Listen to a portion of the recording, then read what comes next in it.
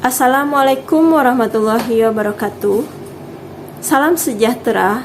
Semoga kita semua dalam lindungan Tuhan Yang Maha Esa.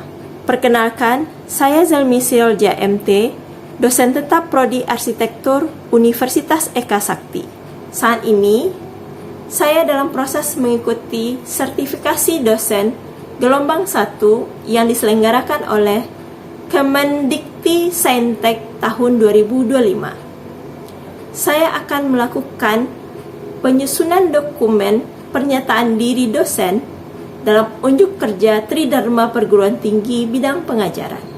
Pada kesempatan kali ini, saya akan menyampaikan salah satu mata kuliah yang saya ampu pada tahun ajaran 2024-2025, yaitu Media Desain Digital dengan kode mata kuliah TEA 230625 yang diberikan kepada mahasiswa semester 3 dengan bobot 2 SKS. Adapun deskripsi mata kuliah Media Desain Digital ialah mata kuliah ini memberikan pengetahuan dan keterampilan untuk memvisualisasikan ide dan bentuk dengan menggunakan teknologi digital serta keterampilan menghasilkan visual 3 dimensi. Perkuliahan Media Desain Digital diselenggarakan dengan pendekatan blended learning, yaitu perpaduan antara pembelajaran luring atau tatap muka langsung dan juga daring melalui Zoom. Metode pembelajaran yang saya terapkan bersifat aktif, partisipatif, dan berdasarkan pada pengalaman nyata. Di antaranya adalah ceramah interaktif, diskusi kelompok, dan project-based learning. Untuk capaian pembelajaran dari mata kuliah Media Desain Digital ini, CPL 1 yaitu mahasiswa mampu membuat gambar teknik, gambar arsitektur, serta dapat membaca gambar perancangan.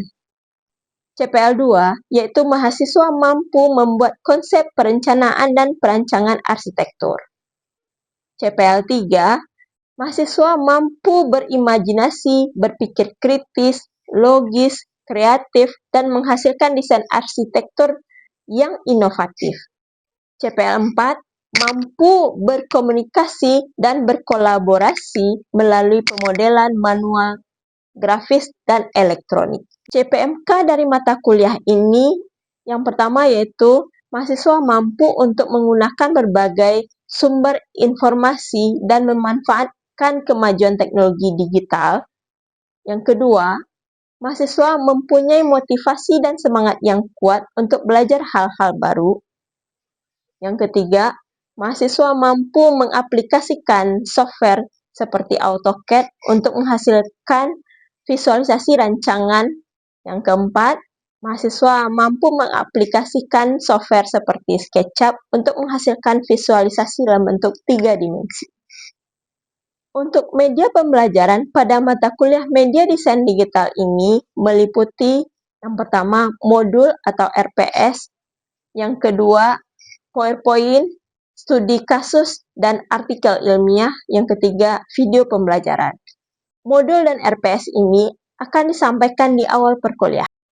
Adapun materi pembelajaran pada mata kuliah Media Desain Digital ini meliputi yang pertama, standar menggambar, yang kedua, skala menggambar, yang ketiga, gambar kerja, yang keempat, denah, tampak, potongan, struktur bawah, struktur atas, detail atap, sistem mekanikal, sistem elektrikal, pengenalan 3 dimensi, pengeditan dengan Photoshop, dan juga pengeditan dengan CorelDRAW. Pengenalan software AutoCAD, pemakaian perintah-perintah dasar, memodifikasi objek, dan teknik percetakan hasil pada alat cetak seperti printer maupun plotter.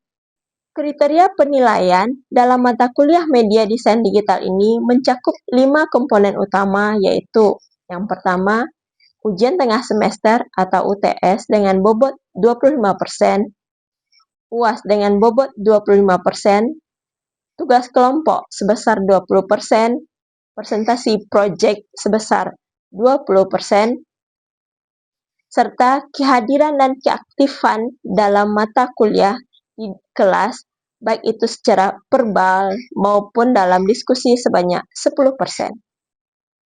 Penilaian dilakukan secara objektif berdasarkan indikator seperti ketepatan dan penguasaan materi, partisipasi aktif, serta kemampuan mahasiswa dalam menganalisis terhadap studi kasus. Saya menggunakan rubrik penilaian yang jelas dan terukur, dan hasil evaluasi saya sampaikan kepada mahasiswa sebagai bagian dari proses umpan balik untuk meningkatkan kualitas pembelajaran. Dengan pendekatan ini, saya berkomitmen untuk menciptakan pembelajaran yang berpusat pada mahasiswa, sekaligus menyiapkan lulusan yang mampu berpikir kritis, adaptif terhadap perubahan, serta siap menghadapi tantangan di dunia kerja di bidang arsitektur. Referensi yang digunakan dalam mata kuliah ini yang pertama yaitu George Omura tahun 2009 mengenai Introducing AutoCAD 2009. Yang kedua itu Menggambar Teknik Dasar oleh Gandang Purwanto dan Tentrem. Yang ketiga yaitu George Omura tahun 2011 mengenai Mastering AutoCAD 2011. Yang keempat David Bryness 2011 yaitu mengenai AutoCAD. Kelima yaitu Shirakawa tahun 2012 mengenai Beginning Photoshop. Untuk tahapan selanjutnya, mari kita simak video pembelajaran mata kuliah media desain digital di dalam kelas bersama mahasiswa Universitas Eka Sakti Prodi Arsitektur. Assalamualaikum warahmatullahi wabarakatuh.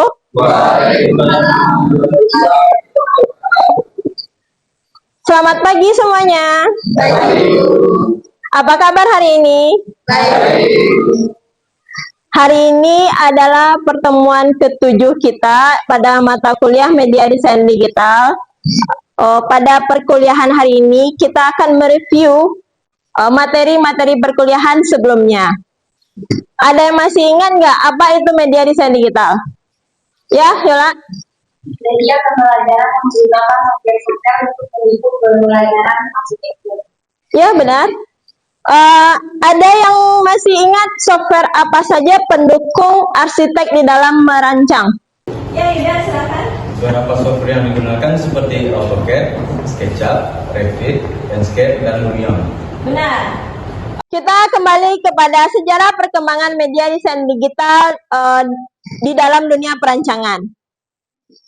Pada tahun 90-an, dulu kita masih menggambar denah ini menggunakan meja gambar. Untuk satu denah saja, itu bisa selesai 1 hari paling cepat itu ya. Kemudian dengan kemajuan teknologi, kita mengenal namanya SketchUp untuk menghasilkan gambar 2 dimensi, bahkan bisa menghasilkan animasi langsung. Saya masih ingat nggak? Ini adalah tampilan daripada aplikasi apa?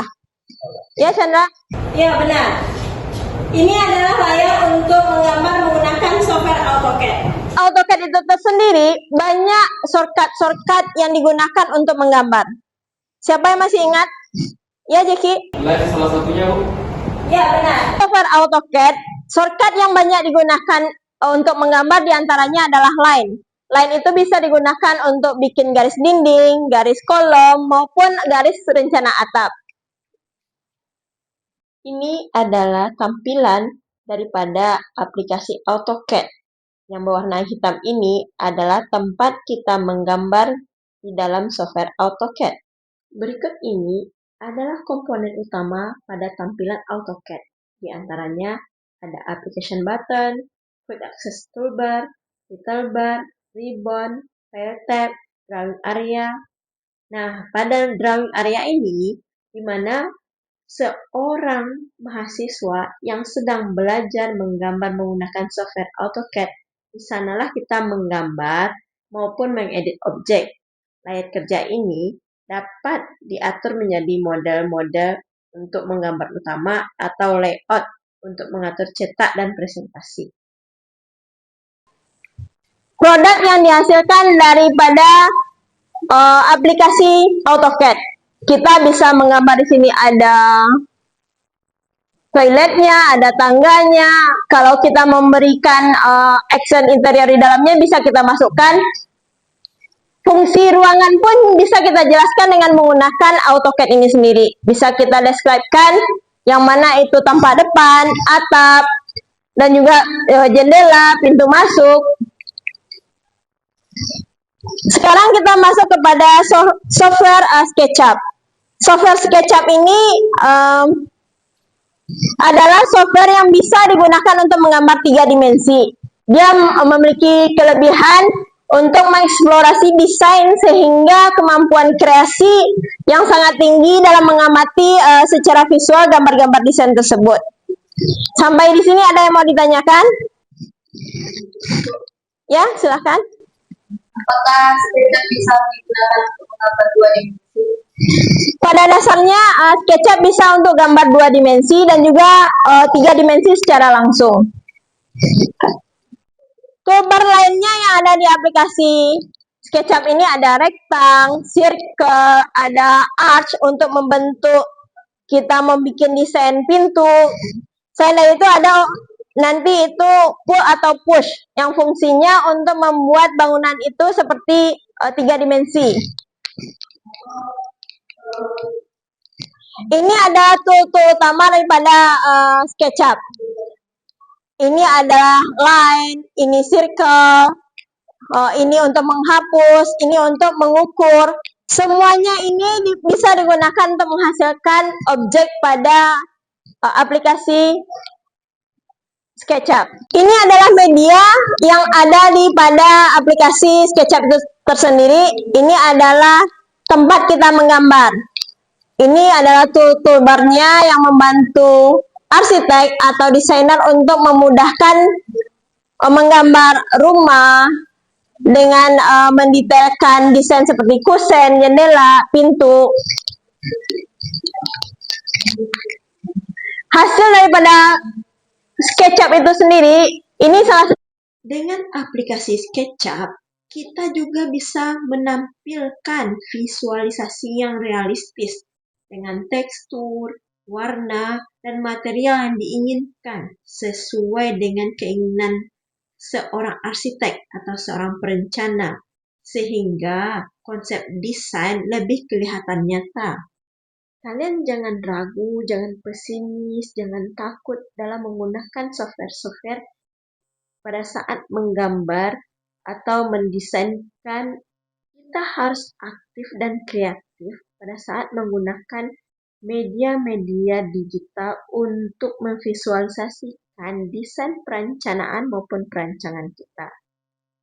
Sifat kreatif dan inovatif kita lah yang akan membuat nanti penggunaan dan juga kemahiran dalam penggunaan aplikasi software seperti AutoCAD maupun SketchUp itu lebih mudah. Ya, silakan. Apa kesulitan yang menggunakan software ini, Bu? Kesulitan menggunakan software SketchUp maupun AutoCAD maksudnya? Kesulitan dalam menggunakan software AutoCAD dan SketchUp itu sebenarnya tergantung daripada kita melatih dan juga mengulang-ulang software itu sendiri. Karena apapun itu jenis software, dia akan mudah kita kerjakan, praktekkan, asalkan kalian rajin mengulangnya. Sebelum kita tutup perkuliahan hari ini, ada tugas yang harus kalian selesaikan dan dikumpulkan minggu depan. Dan ini adalah tugas terakhir sebelum kita UAS. Sekian, assalamualaikum warahmatullahi wabarakatuh. Waalaikumsalam.